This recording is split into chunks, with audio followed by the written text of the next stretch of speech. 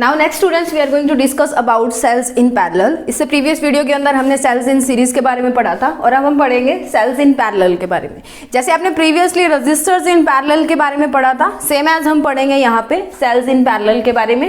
आपको दो सेल दिए हुए हैं डायग्राम के अंदर, दोनों एक दूसरे के पैरेलली लगाए हुए हैं। इसका EMF E1 है एप्सिलॉन 1 सॉरी, और इसका EMF एप्सिलॉन 2 है with internal resistance R1 and R2। हमने A से लेके B पॉइंट के बीच में पोटेंशियल डिफरेंस निकालना है। तो आप यहाँ से देखिए I करंट आया यहाँ पे, इस पॉइंट पे जहाँ पे इन दोनों मिल रहे हैं वहाँ पे I1 और I2 दो करंट्स के अंदर डिवाइड हो गया। I1 सेल 1 के अंदर चला गया, I2 सेल 2 के अंदर चला गया।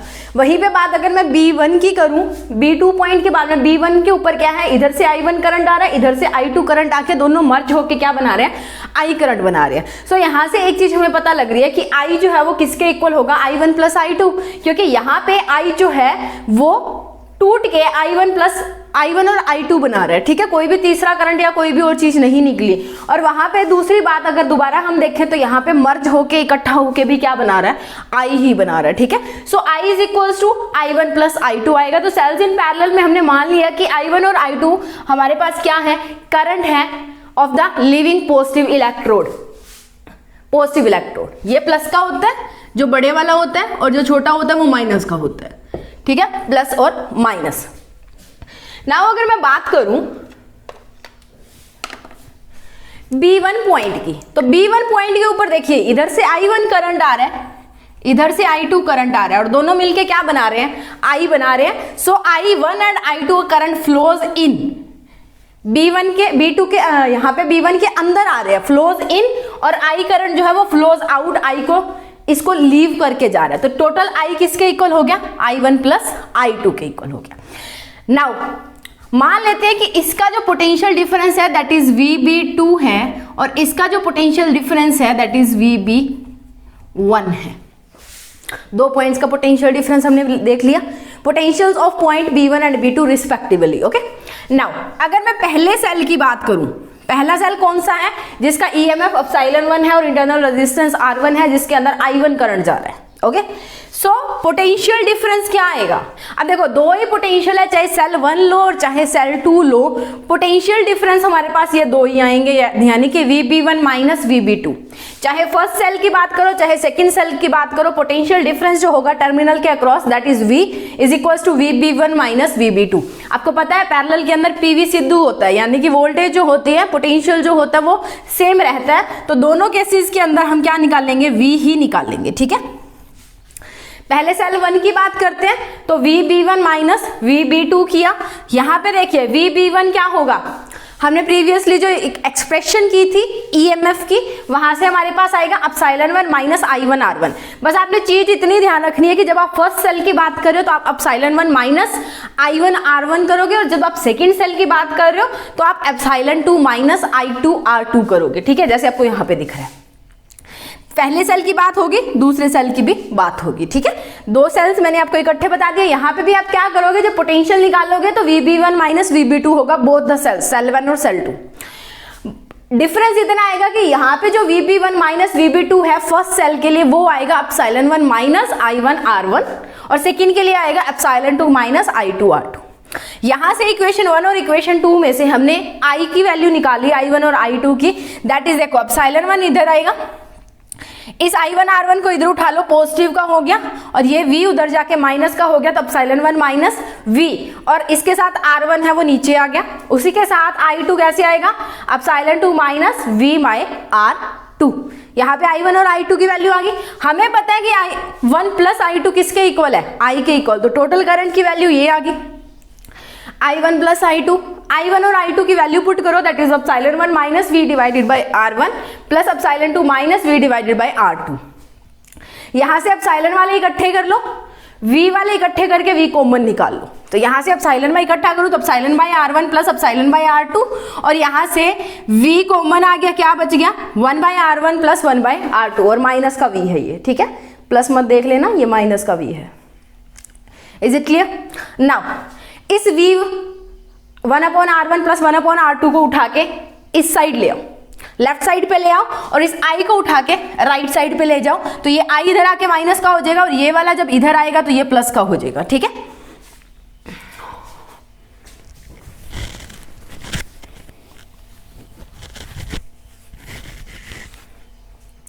ये करने के बाद में सॉरी, इस 1/r1 प्लस 1/r2 को इनके बेस में ले जाओ, ये क्या बनेगा epsilon 1/r1 plus epsilon 2/r2 divided by 1/r1 plus 1/r2, i multiplied by 1/r1 plus r2, या आप सीधा लिख सकते हो i divided by 1/r1 plus 1/r2। ठीक है, यहां तक समझ आया? That is equation number 3। इसको नोट डाउन कीजिए, उसके बाद में नेक्स्ट मूव करते हैं। आगे भी थोड़ी सी एक्सप्रेशन है, आप इसको नोट डाउन कर लीजिए, फिर मैं दोबारा करवा देती हूँ आपको।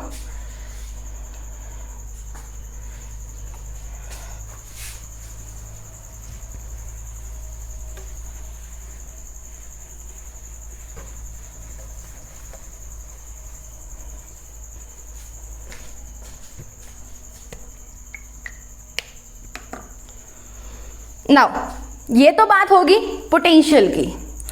अब इसको हमने अभी तक देखा कहां तक, ये वाला जो सर्किट था ये इतना, ये इसकी बात हमने की। एक इक्विवेलेंट सर्किट भी तो हम बनाते होते थे रेजिस्टेंस के केस में, तो ये था हमारा इक्विवेलेंट सर्किट। सो अगर मैं पोटेंशियल की बात करूं for an equivalent circuit, equivalent circuit में अगर मैं पोटेंशियल की बात करूं, V की बात करूं, तो V किसके इक्वल आएगा? Epsilon equivalent minus I R equivalent, इसी के इक्वल आएगा। क्लियर? क्योंकि यहां पे देखिए I और I करंट है, हमने बस बीच वाला भूल जाना है। इस बीच वाले की जगह पे सिर्फ हमने एक सेल लगा देना, और वो क्या है?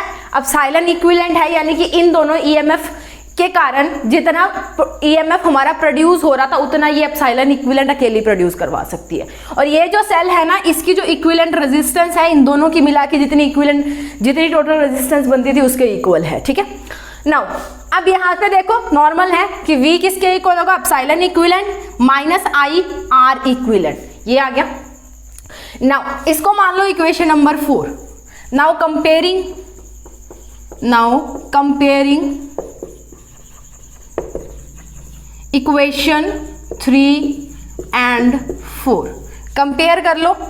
ये V है, ये भी V है, तो एप्सिलॉन इक्विवेलेंट किसके इक्वल आ गया? Epsilon equivalent is epsilon 1 divided by R1 plus epsilon 2 divided by R2। इसको आप सॉल्व कर सकते हो, that is 1/R1 plus 1/R2। इसको आप आगे सॉल्व कर सकते हो। इसको सॉल्व करते हैं, देखो यहां से मैं एलसीएम लूं तो क्या आएगा? R1 R2, और ऊपर क्या बन जाएगा? Epsilon 1 R2 plus epsilon 2 R1, ये बन गया। नीचे इसका एलसीएम लूं तो फिर क्या बनेगा? R1 R2, और ये क्या बनेगा? R2 इधर और R1 इधर, तो R2 प्लस R1। ये दो एक्सप्रेशंस बन गई हमारे पास। ठीक है, अब ये दो एक्सप्रेशंस बनने के बाद में ये दोनों तो सेम है, ये डिवाइड में है। ठीक है, अब ये दोनों सेम है तो इसको इससे कैंसिल कर दो, इसको इससे कैंसिल करते हैं, और ये वाली चीज यहाँ पे मल्टीप्लाई होती है और ये वाला ऊपर जाके मल्टीप्लाई होता है। तो यहाँ पे तो कुछ है नहीं, तो ऊपर जाके कुछ मल्टीप्लाई होगा नहीं, बट ये R2 प्लस R1 जो है ये नीचे जाके मल्टीप्लाई हो जाएगा, और एप्सिलॉन इक्विवेलेंट की जो वैल्यू आएगी that is epsilon 1 R2 plus epsilon 2 R1 divided by R2 plus R1। Okay, clear? इसको देखिए। उसके बाद में बात करते हैं इक्विवेलेंट रेजिस्टेंस की। तो यहां से एक चीज और भी तो आएगी हमारे पास, और वो है I का I है। देखो दोनों थर्ड और फोर्थ के अंदर अगर हम देखें तो I का तो I पड़ा है हमारे पास। R इक्विवेलेंट की जगह पे ये दिया हुआ है, दैट मीन्स कि R इक्विवेलेंट किसके इक्वल हो गया? 1/1/R1 plus 1/R2। इसका भी एलसीएम ले लो। इसका एलसीएम लेंगे तो 1/R equivalent is equal to 1/R1 R2, यहाँ पे R2 और यहाँ पे R1, तो R2 प्लस R1, ये बन गया। अब ये वाली चीज ऊपर चली जाएगी, थर्ड है ना, तो थर्ड फर्स्ट के साथ चला जाता है, सेकंड और फोर्थ इकट्ठे हो जाते हैं। ठीक है, सो यहाँ से R इक्विवेलेंट किसके इक्वल आएगा? देखो R1/R2 ऊपर चला गया divided by R1 plus R2। ठीक है, क्लियर हो गया? सॉरी, R2 प्लस R1 है, वैसे कैसे लिख दो इसको, माइनस का तो है नहीं, सो काम आ जाएगा। ठीक है, सो ये हमारे पास आ गई इक्विवेलेंट रेजिस्टेंस। पैरेलल के केस में, और ये आ गई हमारे पास equivalent EMF in case of parallel cell, यानी कि सेल जब पैरेलल के अंदर हमने अटैच किए थे तो हमारे पास equivalent resistance plus equivalent EMF जो है वो हमने यहाँ पे फाइंड आउट कर ली। ओके, उसके बाद में आपको कुछ नोट्स मिलेंगे डिस्क्रिप्शन में। ये हमने 2 सेल की बात की है, वहां पे आपको NaCl का भी दिया होगा, दोनों का। सिर्फ एक छोटी सी लाइन, 2 लाइंस के अंदर लिखा हुआ है कि NaCl अगर आपको दिए होंगे तो क्या होगा, आपने वो पढ़ना है। अगर वो समझ ना आए तो कमेंट बॉक्स के अंदर कमेंट करके मेरे को बता देना, मैं करवा दूंगी, ठीक है। सो सेम है, बिल्कुल N वाला सेम है, थोड़ा सा चेंज करना है।